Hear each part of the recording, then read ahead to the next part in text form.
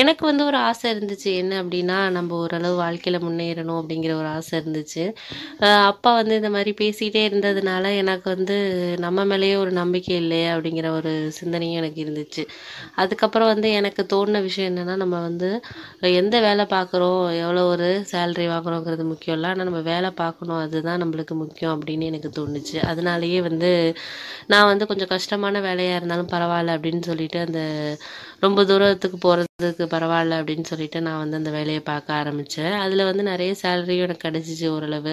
அதுக்கப்புறம் வந்து எங்க அண்ணன் வந்து எனக்கு வந்து ஒரு முன்னாடி என்ட்ட பேசாம இருந்தவன் கூட இப்பல்லாம் எனக்கு வந்து ஃபோன் பண்ணி பேச ஆரம்பிச்சான். ஏன் அப்படின்னா, அவனோட திருமணத்தினால அப்பாவுக்கு ஏற்கனவே வந்து நெறைய விஷயங்கள் அப்பாவுக்கு பிடிக்காம இருந்துச்சு. ஏன்னா லவ் மேரேஜ் பண்ணிக்கிறான். ஏன்னா அப்பா என்ன நெனச்சுக்கிட்டு இருந்தாருன்னா, அவனுக்கு வந்து அவங்களோட சொந்தக்கார ஃப்ரெண்டோட பொண்ண தான் வந்து கல்யாணம் பண்ணி வைக்கணும் அப்படிங்கிற ஒரு ஆசையில இருந்தாரு. ஆனா இப்ப வந்து அது நடக்காத மாரி ஆயிடுச்சு. அவன் வந்து ஆஃபீஸ்லயே வந்து ஒரு பொண்ண லவ் பண்றதுனால, அவள தான் நான் கல்யாணம் பண்ணிக்கணும்னு ஒரு பிரச்சனை பண்ணதுனாலயே வந்து, அப்பா வந்து அவன ரொம்ப நம்பிக்கிட்டு இருந்தாரு. இவன் வந்து கண்டிப்பா நம்ம பேச்ச கேட்பான். சின்ன பையன் தான் வந்து நம்ம பேச்ச கேட்க மாட்டான் அப்படிங்கிறது அவரு நெனச்சுக்கிட்டு இருந்தாரு. ஆனா அப்ப அப்படியே வந்து எல்லாமே வந்து மாறிடுச்சு அப்படின்னு தான் சொல்லணும். நான் வந்து அவரோட பேச்ச கேட்க ஆரம்பிச்சேன். அதுக்கப்புறம் வந்து அவரே வந்து உணர ஆரம்பிச்சாரு. சரி வந்து இவன வந்து இத்தன நாளா நம்ம நம்பி ஏமாந்துட்டோம் அப்படிங்கிற மாரி நெனச்சாரு.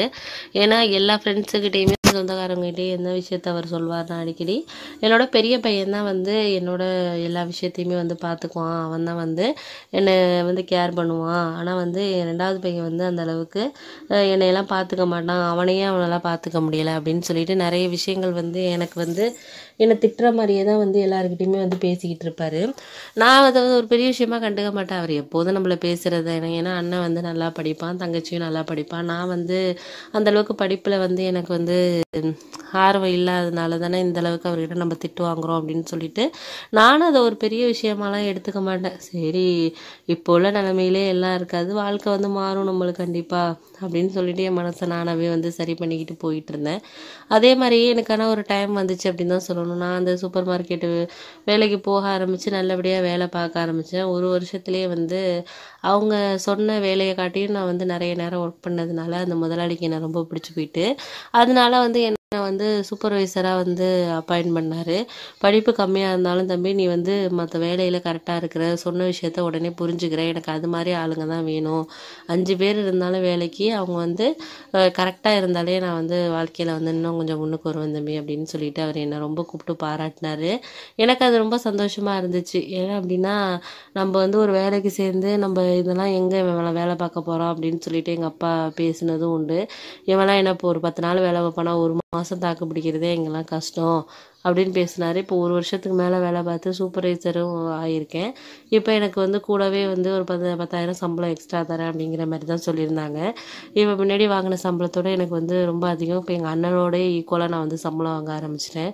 ஏன் அப்படின்னா அவன் வந்து என்ன சொல்லுவான்னா, "நீலாம் படிக்கலனாலும் இப்படி இருக்கிறடா" அப்படின்னு சொல்லி அடிக்கடி பேசுவான் என்கிட்ட. ஏதாச்சும் ஒரு சண்டை வந்தாலும் பண்ணாலும், அததான் வந்து எங்க அப்பாவும் சொல்வாரு. "அவனையெல்லாம் பெரியவன பாரு, அவன்லாம் எப்படி இருக்கிறான். நீயெல்லாம் வந்து ஒண்ணுமே முன்னேற்றமே இல்லைன்னு" சொல்லி தான் அடிக்கடி எங்க வீட்ல வந்து சண்டை நடக்கும். "உன் தங்கச்சி கல்யாணத்துக்கெல்லாம் வந்து அவன் உங்க அண்ணன் தான் பண்ண போறான். நீலாம் என்னத்த பண்ண போற? உன்னை வந்து வளர்க்குறதே வந்து நான் வேஸ்ட்டு" அப்படிங்கலாம் சொல்லிலாம் வந்து பேசுவாரு. அம்மா தான் எனக்கு ஆறுதலா இருப்பாங்க. "நீ ஒண்ணும் கவலைப்படாதடா. அவர் சொல்ற விஷயத்தையெல்லாம் போட்டு நீ நினைச்சுக்கிட்டு இருக்காத மனசுல. நீ வந்து முழுமையா எதா இருந்தாலும் வந்து முயற்சி பண்ணு. கண்டிப்பா வந்து எல்லாமே நல்லா அமையும்" அப்படிங்கிற மாரி தான் பேசிக்கிட்டு இருப்பாங்க. அது எனக்கும் வந்து ஒரு சந்தோஷத்த தரும். ஏன்னா வந்து யாருமே புரிஞ்சுக்காதப்போ, நம்ம அம்மானாச்சும் ஓரளவு புரிஞ்சுக்கிட்டு நமக்கு சப்போர்ட் பண்றாங்களே அப்படின்னு சொல்லி நம்ம அம்மாவுக்காகனாச்சும் நம்ம கண்டிப்பா வாழ்க்கையில முன்னுக்கு வரணும்.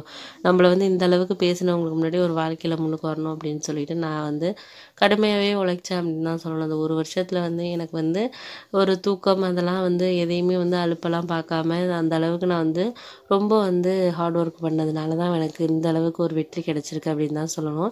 எனக்கு ரொம்ப சந்தோஷமாவும் இருந்துச்சு. பரவாயில்ல நம்ம வந்து இத்தனை நாள் வந்து கஷ்டப்பட்டதுக்கு ஒரு பலன் கிடைச்சிருக்கு அப்படின்னு சொல்லிட்டு மனசுக்குள்ள வந்து ஒரு விதமான ஒரு சந்தோஷம் இருந்துச்சு. அது வந்து எனக்கு வந்து நிறைய அனுபவங்களையும் கொடுத்துச்சு. நம்ம வாழ்க்கையில் வந்து இவங்கெல்லாம் வந்து நம்மளை வேண்டான்னு சொன்னது ஒரு பெரிய விஷயம் இல்லை, இவங்க வேண்டான்னு சொன்னனால தான் நம்ம இந்த அளவுக்கு முன்னேறி இருக்கோம் அப்படின்னு சொல்லிட்டு இருந்துச்சு. அதுக்கப்புறம் அண்ணனுக்கு நிச்சயம் பண்ண மாதிரியே ஒரு வருஷத்தில் அந்த பொண்ணோட வந்து கல்யாணம் பண்ணி வைக்கலாம் அப்படின்னு சொல்லிட்டு அவங்க 2 ஃபேமிலியிலேருந்துமே அப்பாவும் வந்து அப்பாவுக்கு விருப்பம் இல்லைனால வேறு வழி இல்லை, அவங்க வந்து அந்த பொண்ணை தான் கல்யாணம் பண்ணுவேன்னு சொன்னதுனால வேறு வழி இல்லாமல் அந்த பொண்ணுக்கே வந்து கல்யாணம் பண்ணிடலாம் அப்படின்னு சொல்லிட்டு நிச்சயம் பண்ணதுக்கப்புறம் ஒரு வருஷத்துக்கு அப்புறம் வந்து அந்த நாள் வந்ததுனால அவங்க பொண்ணு வீட்டிலேருந்தே கால் பண்ணாங்க. இது மாதிரி வந்து எப்போ கல்யாணத்தை வச்சுக்கலாம் சொல்லுங்கள் அப்படின்னு சொல்லிட்டு சொன்னாங்க. அப்புறம் எங்கள் அப்பா வந்து ஃபோன் பண்ணி ஏன்னா அண்ணனுக்கு வந்து லீவ் எப்படி என்னன்னு கேட்டார். அவனும் வந்து இன்னும் 1 மாதம் கழிச்சு செய்யணும் அப்படின்னு சொல்லிட்டு. ஆனால் வந்து அப்பாவுக்கு மனசுக்குள்ளே வந்து ஒரு சில கவலைகள் ஓடிக்கிட்டே இருந்துச்சு. அது எனக்கு அவரோட ஒரு முகத்திலேயே தெரிஞ்சிச்சு. எப்போதும் அவர் வந்து பேசுகிறதுக்கும் எப்போதும் வந்து அவர் நடந்துக்கிறதுக்கும் இப்போ நிறைய மாற்றங்கள் அவர்கிட்ட தெரிஞ்சதை நான் வந்து என் கண்ணு முன்னாடியே பார்க்க முடிஞ்சிச்சு. ஏன் அப்படின்னா அவர் எப்போதும் வந்து ஓரளவு எங்கள் அண்ணன்கிட்டேயும் அம்மாக்கிட்டேயெல்லாம் வந்து நல்லபடியாக தான் பேசுவார். இப்போ வந்து அவர் பேசுகிற நிறைய நேரம் வந்து குறைஞ்சிருச்சு அப்படின்னு தான் சொல்லணும். நான் ஃப்ரெண்ட்ஸை பார்க்க போகிறேன், நான் கொஞ்சம் வெளியில் போயிட்டு வரேன் அப்படின்னு சொல்லிட்டு எங்கள் குடும்பத்துக்குள்ளே இருக்கிற நேரத்தை வந்து அவர் கொஞ்சம் மாற்றிக்கிட்ட மாதிரி இருந்துச்சு. எனக்கு வந்து ஒரு கவலையாக இருந்துச்சு. நான் அம்மா கிட்ட சொல்லிக்கிட்டே இருந்தேன், அம்மா அப்பா வந்து ரொம்ப இப்போ மனசளவில் ரொம்ப கஷ்டப்படுறாரு போல இருக்குமா, நீ தான் அவருக்கு தெம்பும் தைரியமும் சொல்லணும். ஏன்னா அப்பா என்ன நினச்சாருன்னா அண்ணனோட கல்யாணம் வந்து தான் பார்க்குற ஒரு மருமகளாக இருப்பாங்க அப்படின்னு நினச்சாரு. ஆனால் அண்ணனாக தேர்ந்தெடுத்துக்கிட்டதை அவரால் வந்து ஏற்றுக்க முடியலம்மா, அதனால தான் வந்து அவர் இப்படியெல்லாம் வந்து மனசை போட்டு குழப்பிக்கிட்டு இருக்காருன்னு நினைக்கிறேன். அவருக்கு என்னன்னு தெரியல, நீ தான் அவர்கிட்ட பேசணுமா அப்படின்னு சொல்லிட்டு நான் அம்மா கிட்ட சொன்னேன். அதுக்கு அம்மா வந்து எனக்கு தெரியுதுடா, அப்பா வந்து மனசளவில் ரொம்ப கஷ்டமாக இருக்காரு, இப்போ நான்லாம் வந்து அதை வந்து சாதாரணமாக ஏற்றுக்கிட்டு போயிட்டேன். ஏன்னா இப்போ உள்ள காலத்தில் வந்து அவங்க வாழ்க்கையை வந்து தேர்ந்தெடுக்கிறது அவங்களுக்கு உரிமை இருக்குது அப்படிங்கிறது எனக்கு தெரியுது. அவன் பையன் அதோட அவன் வந்து ஏதோ அந்த பொண்ணை பிடிச்சிருக்குன்ட்டு அவன் வந்து அதை தேர்ந்தெடுத்துக்கிட்டான், அதில் வந்து நம்ம தலையிட முடியாது. நாளைக்கு வந்து நல்லதோ கெட்டதோ அவனே பார்த்துக்குவான். ஏன்னா அவனை வந்து விரும்பின பொண்ணு நாளைக்கு சண்டை வந்தாலும் எது வந்தாலும் நம்மக்கிட்ட வந்து எதையும் பிரச்சனையை வந்து காட்டிக்க மாட்டான். இதே நம்ம வந்து அந்த பார்த்து வச்ச பொண்ணாக இருந்துச்சுன்னா நீங்கள் தான் பார்த்தீங்க பண்ணீங்கன்ட்டு நம்ம மேலே எல்லா பிரச்சனையும் வரும். அதை வந்து உங்கள் அப்பா புரிஞ்சிக்க மாட்டேங்கிறாரு. அவன் வந்து கல்யாணம் பண்ணிக்கிறது விரும்பின பொண்ணு நல்லது அப்படின்னு நான் நினச்சிக்கிட்டு இருக்கேன். ஏன்னா நம்மளோட சொந்தக்காரங்க உனக்கே ஒருத்தவங்க தெரியும் ஊரில் இருக்கிறாங்க. என்னோட அண்ணி அவங்க பையன் வந்து ஒரு பொண்ணை வந்து விரும்பினான். போன வாரம் தான் நான் ஊருக்கு போயிட்டு வந்தப்போ வந்து அவங்க என்கிட்ட இந்த கதையை சொல்லிக்கிட்டு இருந்தாங்க. அவங்கள பார்த்தேன் திடீர்னு பாட்டி வீட்டுக்கு வந்திருந்தாங்க. நான் அப்போ எப்படி இருக்கீங்க நீ என்னென்னு கேட்டுக்கிட்டு இருந்தப்போ, ஏன் நீங்கள் கேட்குறீங்க, வீட்டில் ஒரே பிரச்சனையாக இருக்குது அப்படின்னு சொல்லிட்டு என்கிட்ட எல்லாத்தையும் வருத்தப்பட்டு சொல்லிக்கிட்டு இருந்தாங்க. நான் அதனாலேயே வந்து என்னாச்சு என்னன்னு கேட்க ஆரம்பிச்சதுக்கப்புறம் தான் அவங்க விஷயத்தையே சொன்னாங்க. இது மாதிரி என் பையன் ரகு உங்களுக்கு தெரியும்ல அப்படின்னு சொல்லி. தெரியுமே, அவன் கூட தான் 1 வருஷம் ஆகுது கல்யாணம் பண்ணி, நீங்கள் பார்த்த பொண்ணு தானே, என்ன நல்லபடியாக இருக்கானா, எங்கே வேலை பார்க்குறான் என்னென்னு ஏன் கேட்குறீங்க, அதுதான் பெரிய பிரச்சனையாகவே ஆயிட்டு அப்படின்னு சொன்னான்.